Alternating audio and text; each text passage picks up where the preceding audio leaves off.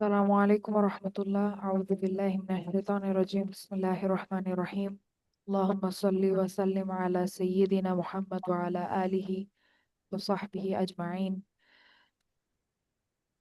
আমরা আজকে থেকে আমাদের নাহু ক্লাস শুরু করবো ইনশাল্লাহ। আমাদের 4টা ইন্টেন্সিভ শেষ হয়েছে।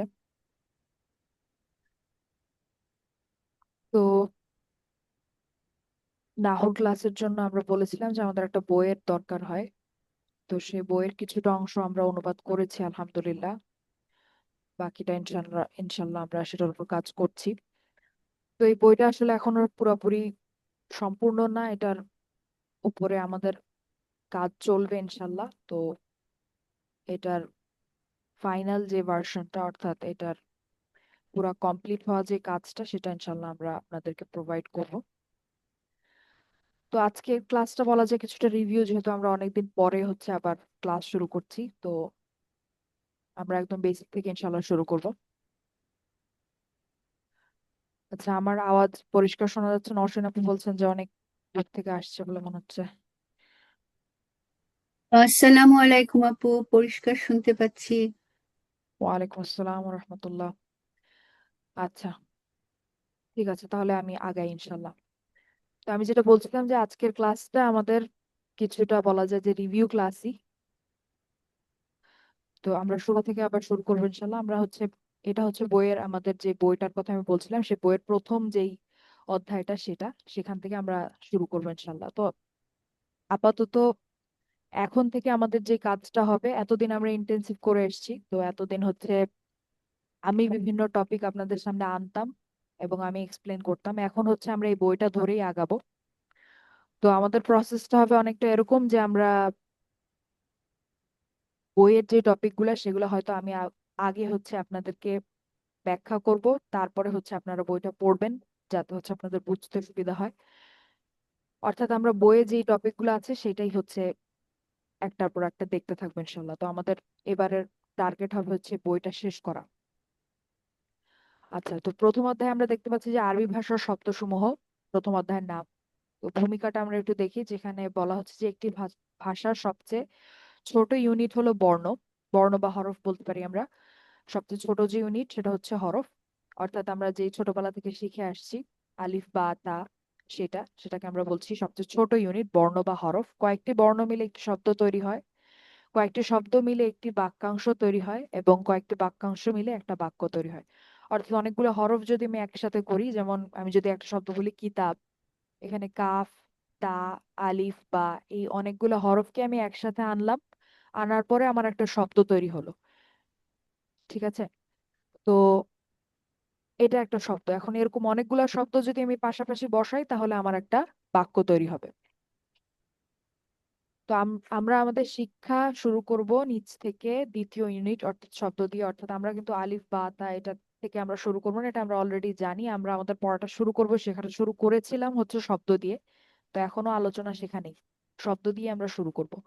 আরবিতে শব্দ 3 ধরনের, এটা আমরা জানি। আপনারা বলেন কেউ একজন, তিন তিন ধরনের শব্দ বা 3টা ক্যাটাগরি কি ছিল? ইসিম এখানে লেখাও ফেল আছে। ইসিম ফেল হার্ফ। ইসম ফেআল হারফ। তো আমরা এতদিন ধরে এটাকে উচ্চারণ করছি ইসম ফেআল হারফ। তো এখানে আমরা দেখতে পাচ্ছি যে, আমি যদি একটু জুম করি, ইসমুন ফেআলুন হারফুন। তো আপনারা সম্ভবত জানেন যে আমরা যখন আরবিতে কোন একটা শব্দ বলি এবং বলার পর থেমে যাই, তখন শেষের যে হরকতটা, সেটা আমরা উচ্চারণ করি না, যার কারণে এগুলাকে আমরা এতদিন ধরে ডাকছিলাম ইসম ফেআল হারফ। তো এখানে লেখার সময় হরকতটা দেয়া হয়েছে স্বাভাবিকভাবে। তো এটা নতুন কিছু না আসলে। আচ্ছা, তো এখন আরবি ভাষার সব শব্দই এই 3টার মধ্যে যে কোনো একটার মধ্যে পড়ে। এটা আমাদের একদম ইন্টেন্সিভ ওয়ানের কথা, যে যে কোনো একটা শব্দ যদি আমরা দেখি, সেই শব্দটাকে হয় ইসম হতে হবে, না হলে ফেল হতে হবে, না হলে হারফ হতে হবে।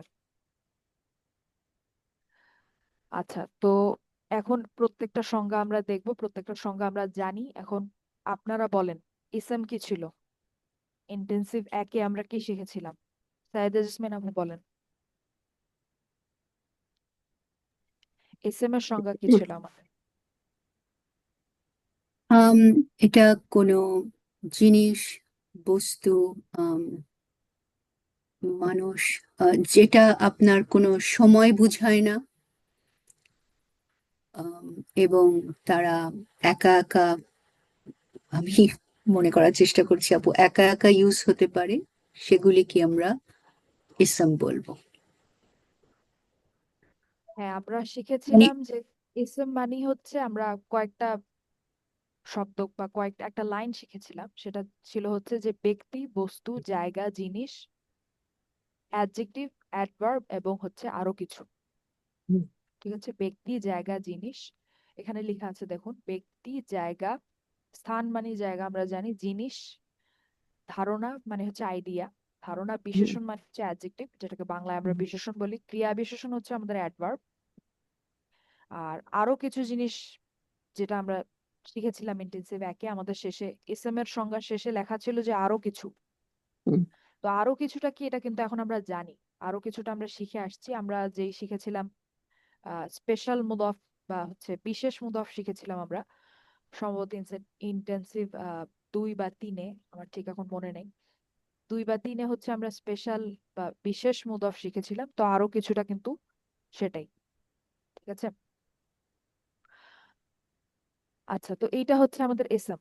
তো ইসম আমি যদি কাউকে জিজ্ঞেস করি যে ইসম মানে কি, ইসম মানে হচ্ছে ব্যক্তি, জায়গা, জিনিস, ধারণা, অ্যাডজেক্টিভ, অ্যাডভার্ব এবং হচ্ছে আরো কিছু। তো নিচে যদি আমরা কিছু উদাহরণ দেখি যে ব্যক্তি, প্রত্যেকটা প্রত্যেকটা অপশনের বা প্রত্যেকটা শব্দের যদি আমরা কিছু উদাহরণ দেখি যে ব্যক্তির কিছু উদাহরণ কি হতে পারে, মোহাম্মদ, মোহাম্মদ একজন ব্যক্তি, এটা একটা নাম। মারিয়াম, মারিয়াম একটা নাম, একজন ব্যক্তি। শিক্ষক একজন ব্যক্তি, লেখক একজন ব্যক্তি। এখন এখানে আমি যদি আপনাদেরকে প্রশ্ন করি, আমি যখন বলছি মোহাম্মদ, একজন ব্যক্তির নাম বললাম, এখন এইটা কি আমরা যে শিখে এসেছিলাম, আমরা শিখেছিলাম এস এম এর বৈশিষ্ট্য কয়টা, প্রপার্টি কয়টা, মনে আছে? 4টা। কি কি ছিল? Status, number, Gender gender, type. and proper or indefinite or definite. হ্যাঁ, exactly. Status, number, gender, type, অর্থাৎ অবস্থা, সংখ্যা, লিঙ্গ আর হচ্ছে ধরন, যেটাকে আমরা টাইপ বলছিলাম। তো এখানে হুম, যদি আমি আমাদের 4 নম্বর যে প্রপার্টিটা, বৈশিষ্ট্যটা, অর্থাৎ অর্থাৎ হচ্ছে টাইপ, আমি যদি জিজ্ঞেস করি মোহাম্মদ শব্দটার টাইপ কি, definite, ডেফিনিট বা প্রপার, অর্থাৎ হুম, নির্দিষ্ট। কেন? নির্দিষ্ট। কারণ এটা তো একজনের নাম আপু, সেই জন্য। এটা হচ্ছে একজনের নাম। সেরকমই মারিয়াম, একই কারণে এটাও নির্দিষ্ট, কারণ এটাও একজনের নাম। কিন্তু আমি যখন হুম, বলছি শিক্ষক, এটা কি নির্দিষ্ট নাকি অনির্দিষ্ট? অনির্দিষ্ট। অনির্দিষ্ট, কারণ এখানে শিক্ষক কিন্তু দুনিয়ার যে কোনো শিক্ষকই হতে পারে, আমি কিন্তু স্পেসিফাই করিনি, আমি কিন্তু নির্দিষ্ট করিনি। সেরকমই আমি যখন বলছি লেখক, সেটাও কিন্তু হচ্ছে সাধারণ বা হচ্ছে কমন, যেটাকে আমরা বলি ইনডেফিনিটও বলতে পারি, সেটা।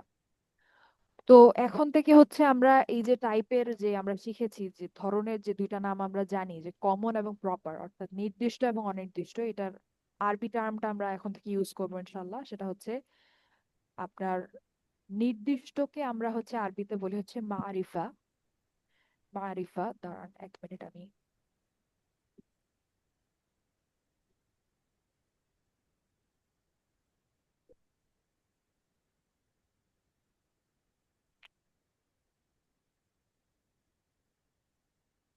আপনারা কি আমার স্ক্রিন দেখতে পাচ্ছেন, ওয়ার্ড ডকুমেন্ট? জি আপু। হ্যাঁ, তো এখন থেকে হচ্ছে আমরা নির্দিষ্ট যেই শব্দগুলা, সেটাকে হচ্ছে বা প্রপার যেটাকে আমরা বলি টাইপ, প্রপার টাইপ বা হচ্ছে নির্দিষ্ট যেটা, সেটাকে এখন থেকে আমরা ডাকবো হচ্ছে মারিফা। মারিফা। ঠিক আছে, আমি হাইলাইট করেছি দেখুন, মারিফা। আর সাধারণ যেটা, সেটাকে আমরা ডাকবো হচ্ছে নাকিরা। ঠিক আছে, সাধারণ যেটা, যেটা অনির্দিষ্ট, সেটাকে আমরা বলবো হচ্ছে নাকিরা। মারিফা, নাকিরা। খুব সহজ শব্দ 2টা, অত বেশি কঠিন না। মারিফা এবং হচ্ছে নাকিরা।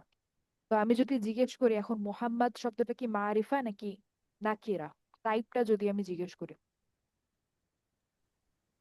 মারিফা মারিফা মানে হচ্ছে নির্দিষ্ট, নাকিরা মানে মারিফা হচ্ছে, মারিফা হবে ওটা, মারিফা মোহাম্মদ।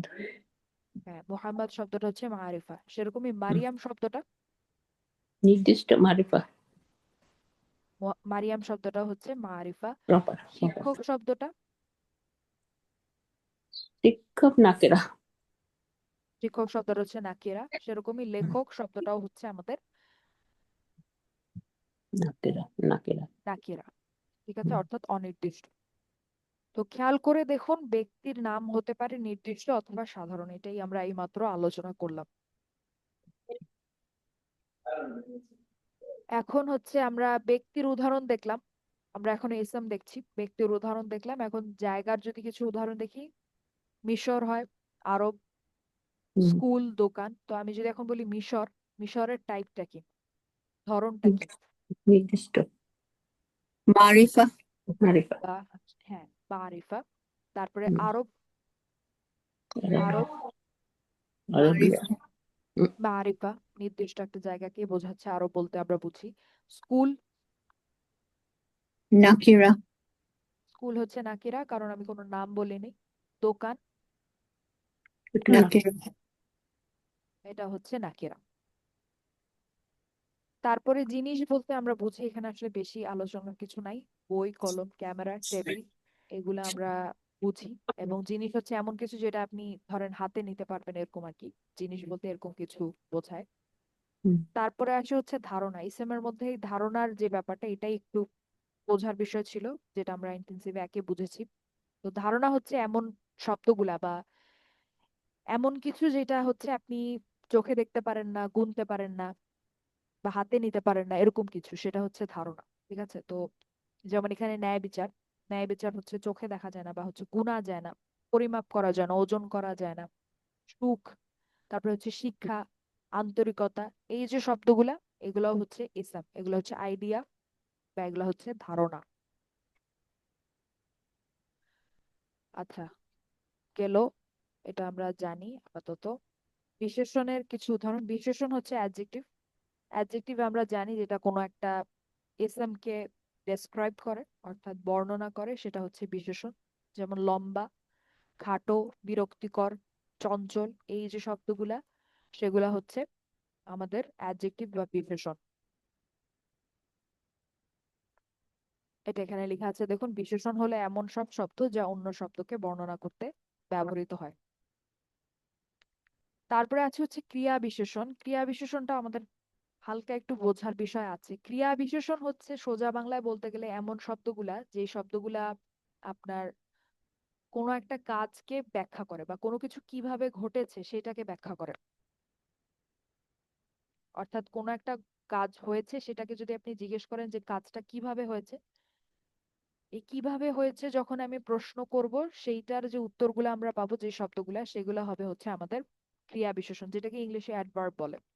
ঠিক আছে, অ্যাডভার্ব বলে। তো এটাকে আমরা আরো সহজভাবে বলতে পারি যে বেশিরভাগ শব্দ ইংলিশে আপনার এলওয়াই, লাস্টে এলওয়াই, এরকম যে শব্দগুলা অ্যাডভার্ব, বেশিরভাগ শব্দ সবসময় যে অ্যাডভার্ব আসলে আপনার শেষে এলওয়াই হয় ব্যাপারটা তা না, কিন্তু বেশিরভাগ শব্দই হচ্ছে এলওয়াই হয়। বাংলায় বলতে গেলে আমরা বলতে পারি যে কোনো একটা কাজ কিভাবে ঘটবে। ঠিক আছে, তো আমি আমি আমি যদি বলি যে আমি হাঁটছিলাম, আমি হাঁটছিলাম, এটা একটা কাজ, হাঁটার কাজ। এখন আমি যদি বলি আমি আস্তে আস্তে হাঁটছিলাম, তো আমি কিভাবে হাঁটছিলাম, কিভাবে দিয়ে যখন প্রশ্ন করছি, তখন আস্তে আস্তে উত্তরটা আসছে। তো এইটা হচ্ছে আমাদের ক্রিয়া বিশেষণ বা অ্যাডভার্ব। তো এই শব্দগুলো হচ্ছে আমাদের এসএম। তাড়াতাড়ি, ভদ্রভাবে, খুশি মনে, এই শব্দগুলো হচ্ছে অ্যাডভার্ব বা ক্রিয়া বিশেষণ বা এসএম।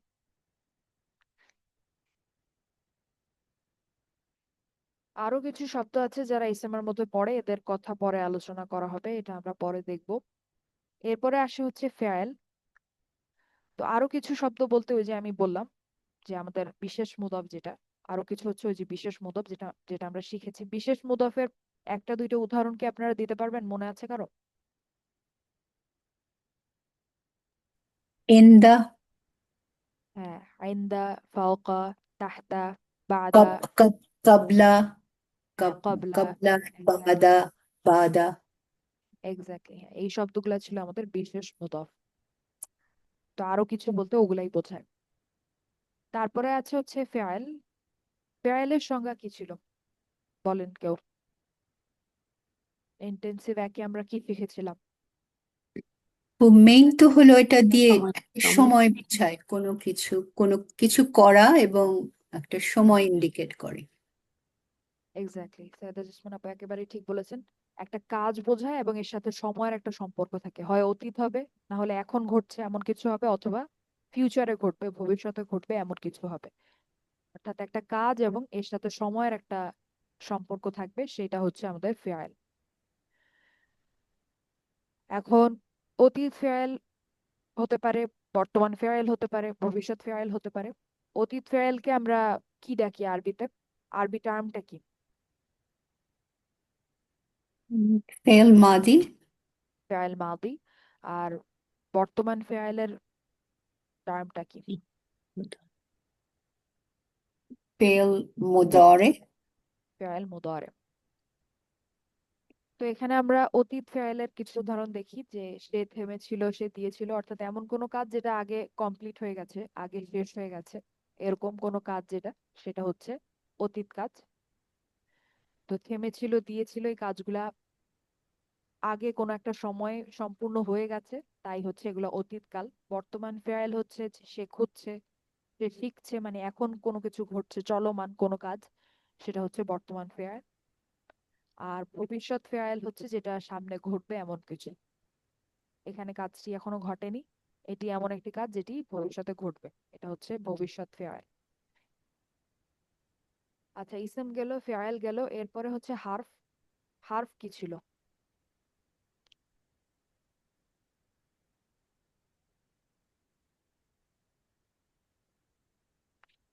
হার্ফ কোন এটুকু, শব্দগুলা ছিল? এটা একা একা ব্যবহৃত হতে পারে না, এটুকুন বুঝতে পারছি যে কোনো কিছুর সাথে ব্যবহার করা হয়। হ্যাঁ, অর্থাৎ হার্ফ হচ্ছে এমন শব্দগুলা যেটার সাথে যদি আপনি অন্য কিছু না বসান, তাহলে সেটা আপনাকে কিছু বোঝাতে পারে না, কোনো অর্থ দিতে পারে না। অর্থাৎ হার্ফের সাথে আপনার আগে পরে কিছু একটা দেয়া লাগবে, না হলে সে আপনাকে কোনো মিনিং দিতে পারে না। এই ধরনের শব্দগুলা হচ্ছে হার্ফ। তো হার্ফ এমন একটি শব্দ যার ভাব সম্পূর্ণ করার জন্য তারপরে একটি ইসেম বা ফেয়াল থাকতে হয়। হার্ফের আরেক রকম সংজ্ঞা হলো, যদি কোনো শব্দ ফেয়াল বা ইসেম না হয়, তাহলে সেটি হার্ফ। এটা হচ্ছে ওই যে আমাদের প্রসেস অফ এলিমিনেশন, আমাদের এই লাইনটা, যদি কোনো শব্দ ফেয়াল অথবা ইসেম না হয়, তাহলে হচ্ছে সেটা হার্ফ।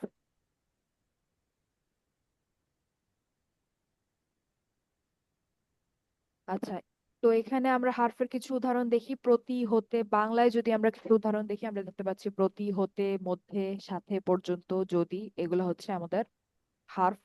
কারণ এগুলা থেকে আমরা নিজে নিজে কোনো অর্থ আসলে বুঝতে পারি না, এগুলোর সাথে আমাদেরকে কিছু যোগ করতে হয়, আদারওয়াইজ আমরা এখান থেকে কিছু পাই না। তো হার্ফ নিজে নিজে সম্পূর্ণ অর্থ দিতে পারে না, এর আগে বা পরে কিছু যোগ না করলে অর্থ তৈরি করতে পারে না, এটা সহজ কথা। আচ্ছা, এই অনুশীলনটা, এই এক্সারসাইজটা হচ্ছে আপনারা নিজেরা করবেন, অনুশীলনী একটা করে হচ্ছে আপনারা গ্রুপে দেবেন, আমাদের মেন্টররা ইনশাল্লাহ এটা সলভ করবে। এটা কিভাবে করবেন আমি একটু বলি। যেমন প্রথম শব্দটা দেখেন, এখানে আছে বাংলায়, এটা আমরা বাংলায় করছি, এখানে আছে আমরা। আমরা শব্দটা কি ইসম নাকি ফেয়াল নাকি হার্ফ? আমরা, ইসম। আমরা হচ্ছে ইসম। তো আমরা হচ্ছে এখানে রস্বই লিখবো ইসম এর কারণে।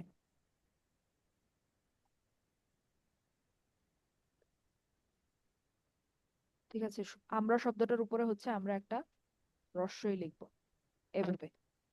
তারপরে রাতের, রাত শব্দটা ইসম ফেয়াল নাকি হার্ফ? ইসম। এটাও ইসম, এটাও ইসম, তাই আমি রস্বই লিখলাম। খাবার শব্দটাও হচ্ছে ইসম, তাই আমি রস্বই লিখলাম। জন্য শব্দটা, হার্ফ। জন্য শব্দটা হচ্ছে হার্ফ, যার কারণে হচ্ছে আমরা এখানে হ লিখবো। এভাবে হচ্ছে বাকি প্রত্যেকটা শব্দ, ওয়ান বাই ওয়ান প্রত্যেকটা শব্দ আপনারা এভাবে রস্বই লিখবেন, অথবা ফেয়ালের জন্য ফ লিখবেন, অথবা হার্ফের জন্য হ লিখবেন, এভাবে করে গ্রুপে দেবেন ইনশাল্লাহ। ওখানে আমরা দেখবো। এখানে আসলে এটার পেছনে আর সময় না দিই, যেহেতু আমরা এটা জানি অলরেডি। এটা আপনারা করবেন, অবশ্যই এটা আপনারা করবেন, এটা আপনাদের হোমওয়ার্ক থাকলো।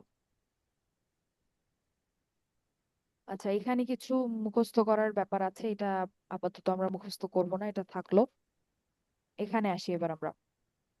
তো এখান থেকে বলা যায় আমাদের মূল আলোচনা শুরু।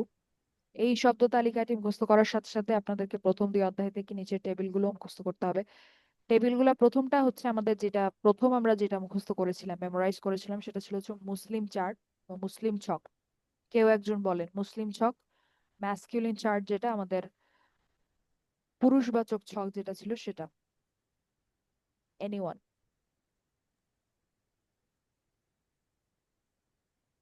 আমি বলতে পারি। জি আপু, বলেন। মুসলিমুন, মুসলিমানি, মুসলিমুনা, না সরি এভাবে তো না, সরি।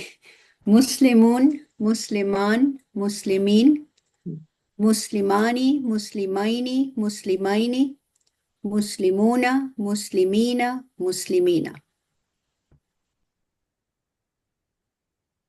আচ্ছা, আলহামদুলিল্লাহ, এটা ছিল আমাদের ম্যাসকিউলিন চার্ট বা পুরুষবাচক ছক যেটা সেটা। এখন আমাদের ফেমিনিন চার্টটা অন্য কেউ বলেন। স্ত্রীবাচক ছক যেটা ছিল মুসলিমাতুন।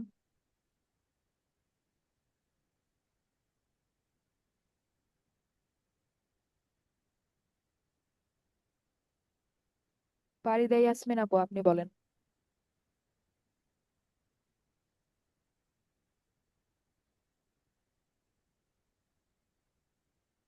মুসলিমাতুন, মুসলিমাতান, মুসলিমাতিন, মুসলিমাতানি, মুসলিমাতাইনি, মুসলিমাতাইনি, মুসলিমাতুন, মুসলিমাতিন, মুসলিমাতিন। এক্স্যাক্টলি, আলহামদুলিল্লাহ। তারপরে হচ্ছে এটা যেটা আমরা বললাম, এই যে ছক দুইটা আমরা বললাম, আমাদের দুইজন আপু বললেন, সেই দুইটা ছক হচ্ছে স্বাভাবিক মুসলিম চার্ট। মানে হচ্ছে ভারী অবস্থায়, স্বাভাবিক বলতে আমরা ভারী বোঝাচ্ছি। মুসলিমুন, মুসলিমান, মুসলিমিন, তানবিন সহ। এটা হচ্ছে আমাদের স্বাভাবিক বা ভারী মুসলিম ছক। এখন এই শব্দগুলাকে চাইলে আমরা আবার হালকাও করতে পারি। এখন হালকা করে, অর্থাৎ ছকটাকে হালকা করে, পুরুষবাচক যে ছকটা, ম্যাসকুলিন যে ছকটা, সেটা বলেন কেউ একজন। নাজনীন আক্তার আপু, আপনি বলেন। জি আপু, আসসালামু আলাইকুম। ওয়ালাইকুম আসসালাম। মুসলিমুন, মুসলিমা, মুসলিমিন, মুসলিমা, মুসলি মুসলিমাই, মুসলিমাই, আহ, মুসলি মুসলিমু, মুসলিমি, মুসলিমি। জি, মাশাআল্লাহ। এখানে শুধু হচ্ছে আমরা একটা জিনিস আমি একটু পয়েন্ট আউট করি, সেটা হচ্ছে আমরা যখন সেকেন্ড কলামে আসব, মুসলিমানি থেকে আমরা যখন মুসলিমা বলবো, ওখানে লাস্টে আমরা চেষ্টা করবো একটু বেশি লম্বা করে বলার, যাতে আমরা পার্থক্যটা বুঝতে পারি। মুসলিমা এবং মুসলিমা, এই দুইটা শব্দের মধ্যে যাতে হচ্ছে আমরা পার্থক্য করতে পারি। একইভাবে থার্ড কলামে যখন আমরা আসব, 3 নাম্বার কলামে, তখন হচ্ছে প্রথম শব্দটা আমরা মুসলিমু বলবো, একটু লম্বা করে বলবো, যাতে হচ্ছে মুসলিমু এই শব্দটার সাথে আমরা পার্থক্য করতে পারি। আচ্ছা, এখন ফেমিনিন চার্টটা হালকা করে কেউ একজন বলেন। স্ত্রীবাচক যে ছকটা সেটা হালকা করে বলেন কেউ একজন। ফাহমিদা মারি আপু, আপনি বলেন। মুসলিমাতু, মুসলিমাতা, মুসলিমাতি, মুসলিমাতা, মুসলিমাতাই, মুসলিমাতাই, মুসলিমাতু, মুসলিমাতি, মুসলিমাতি। আচ্ছা, থার্ড কলামটা আমাদের, আমরা যদি ভারী অবস্থায় বলি, সেটা ছিল মুসলিমাতুন, মুসলিমাতিন, মুসলিমাতিন। তো এটাকে যদি আমি হালকা করে আমি বলবো মুসলিমাতু, মুসলিমাতিন, অন্য কাজ আছে আমার মুসলিমাতি। ক্লাসে তো ঠিক আছে? আমার এটা কাজ হচ্ছে আছে অন্য আমাদের কোনো, আমি পরে করবো। হালকা মুসলিম চার্ট বলতে, হালকা মুসলিম চার্ট বলতে এটাই বোঝানো হচ্ছে। ঠিক আছে? আচ্ছা, এরপরে ছিল হচ্ছে আমাদের সর্বনাম। সর্বনাম বলেন কেউ একজন, কে বলতে চান বলেন। আপু আমি বলি, জি অবশ্যই বলেন।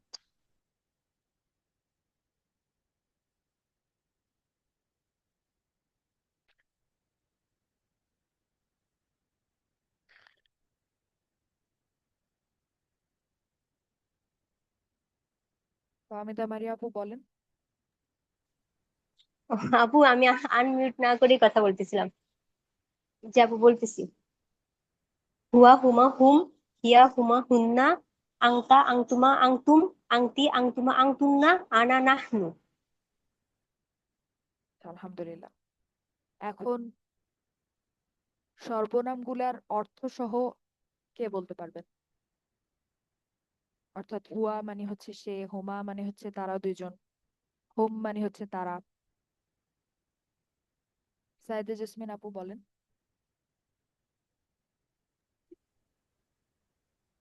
হুয়া সে বা ইহা, আম, হুমা তারা দুজন বা এরা দুজন, এরা দুটা, আম, হুয়া হুমা হুম, হুম তাহারা, এবং এই তিনটাই আম, ছেলে বুঝায়। সরি আপু, আমি ছেলে তো বলিনি আগে। এরপর হিয়া সে মহিলা, হুমা তারা দুজন মহিলা, আম, হুয়া হুমা হুম হিয়া হুমা হুন্না তারা দুজনের বেশি মহিলা, আন্তা তুমি বা আপনি ছেলে, আন্তুমা তোমরা দুজন ছেলে, আন্তুম তোমরা অনেক ছেলে বা আপনারা অনেক ছেলে, আন্তি তুমি বা আপনি মেয়ে, আন্তুমা তোমরা দুজন বা আপনারা দুজন মেয়ে, আন্তুন্না আপনারা বা তোমরা অনেক, দুইয়ের বেশি মেয়ে, আনা আমি ছেলে মেয়ে উভয়ই, এবং নাহনু আমরা ছেলে মেয়ে উভয়ই। মাশাআল্লাহ আপু অনেক ডিটেইলে সুন্দর করে বুঝিয়ে বলেছেন। মাশাআল্লাহ। আচ্ছা, এটা ছিল আমাদের প্রোনাউন বা সর্বনাম। তারপরে হচ্ছে আমাদের হার্ব জার। হার্ব জার বলেন কেউ একজন। নাজমা আপু নাই আজকে।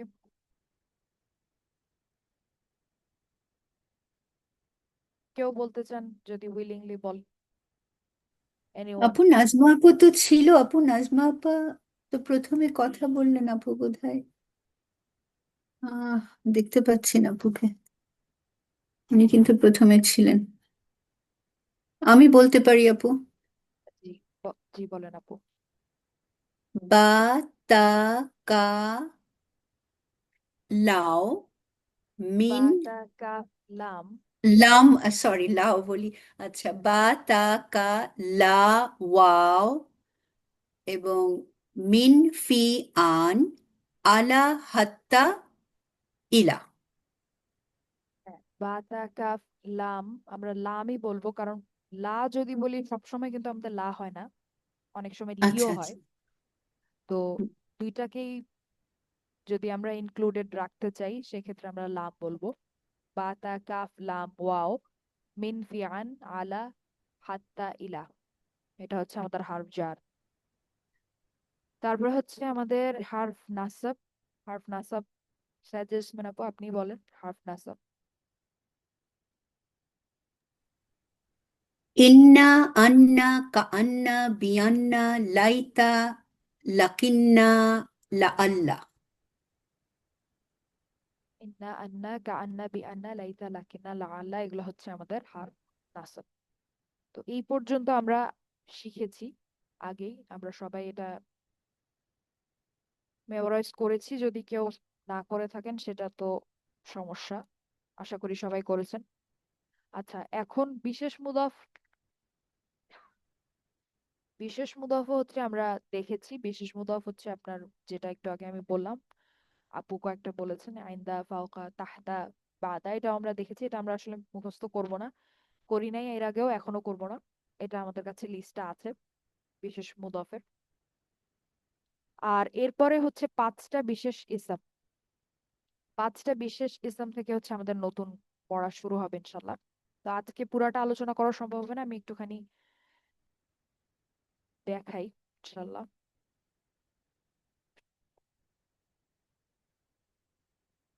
আচ্ছা, আমার ওয়ার্ড ডকুমেন্ট হয়তো আপনারা দেখতে পাচ্ছেন। তো পাঁচটা বিশেষ ইসম হচ্ছে, কেন এগুলাকে বিশেষ বলা হয় বা কি, এটা হচ্ছে আমরা আগামী ক্লাস থেকে একটু একটু করে দেখবো। এটা দেখতে সময় লাগবে, আজকে আর সেভাবে শুরু করব না। তো পাঁচটা বিশেষ ইসম হচ্ছে এই পাঁচটা, ঠিক আছে? আবুন, আহুন, হামুন, ফামুন এবং যু। এই পাঁচটা হচ্ছে আমাদের বিশেষ ইসম, যেগুলাকে আমরা বলি হচ্ছে আল আসমা আল খামসা। আল আসমা মানে হচ্ছে ইসম। ইসম হচ্ছে আপনার এক বচন, যেটার বহু বচন হচ্ছে আসমা। তা আপনারা শুনেছেন না, আসমাউল হুসনা। আর এখানে খামসা মানে হচ্ছে পাঁচ, তো আল আসমা ও আল খামসা এটা মানে হচ্ছে বিশেষ পাঁচটি ইসম আর কি, যেটাই আমরা একটু আগে দেখলাম, বিশেষ পাঁচটা ইসম। তো এই পাঁচটা ইসম কি কি? একটা হচ্ছে আবুন, আহুন, হামুন, ফামুন আর হচ্ছে জু, ঠিক আছে? তো এখানে আবুন মানে হচ্ছে বাবা। আবুন মানে হচ্ছে বাবা। এটা নিয়ে আমি আরো বিস্তারিত আগামী ক্লাসে আলোচনা করবো। আহুন মানে হচ্ছে ভাই। আহুন মানে হচ্ছে ভাই। হামুন মানে হচ্ছে আপনার আহ যেটাকে ইংলিশে বলে brother in law. Brother in law, এটা বাংলায় কি বলে এটাকে আমি আসলে ঠিক জানি না। ব্রাদার ইন ল মানে হচ্ছে আপনার, দেবর, দেবর। হ্যাঁ, মেবি। তো ফামুন, ফামুন মানে হচ্ছে মুখ, ঠিক আছে? ফামুন মানে হচ্ছে মুখ। আর জু মানে হচ্ছে, জু মানে কি এটা আমি পরে বলবো, এটা এখন বললে আপনারা, এটা আরো ব্যাখ্যা প্রয়োজন এটার জন্য। এটা হচ্ছে আমরা সামনের ক্লাসে দেখবো জু মানে কি। তো এই পাঁচটা ইসম আপাতত হচ্ছে আপনারা একটু মনে রাখবেন, এটা হচ্ছে আবুন, আহুন, হামুন, ফামুন আর হচ্ছে জু। এই পাঁচটা ইসম, এটাকে হচ্ছে বিশেষ পাঁচটা ইসম বলা হয়। তো বিশেষ কেন বলা হয় এটা আমরা সামনের ক্লাস থেকে ইনশাল্লাহ দেখবো, ঠিক আছে? এখন কারো যদি কোনো প্রশ্ন থাকে বলেন, না হলে আমরা শেষ করে দিতে পারি ইনশাল্লাহ। এটা কোনো আপু স্পেশাল মুদাফ না, এটা স্পেশাল ইসাম, রাইট? হ্যাঁ, স্পেশাল ইসম।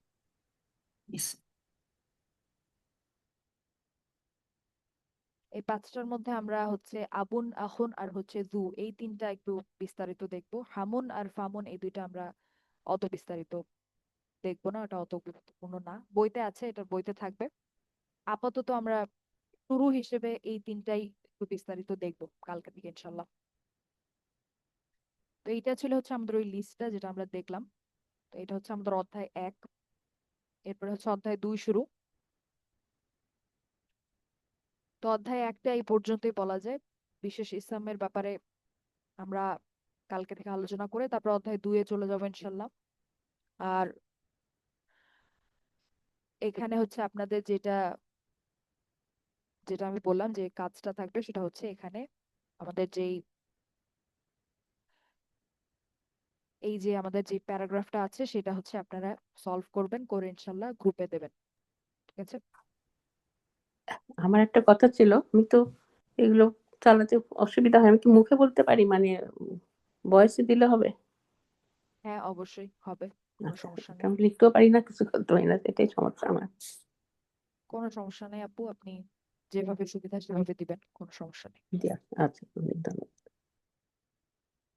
আচ্ছা, ঠিক আছে, তাহলে সবাই ভালো থাকবেন। আমরা আগামীকালকে আবার বসবো ইনশাল্লাহ, ঠিক আছে? আসসালামু আলাইকুম। জাজাকিল্লাহ খাইরান আপু। ওয়ালাইকুম আসসালাম ওয়া রাহমাতুল্লাহি ওয়া বারাকাতুহু। ওয়াইয়াকুম।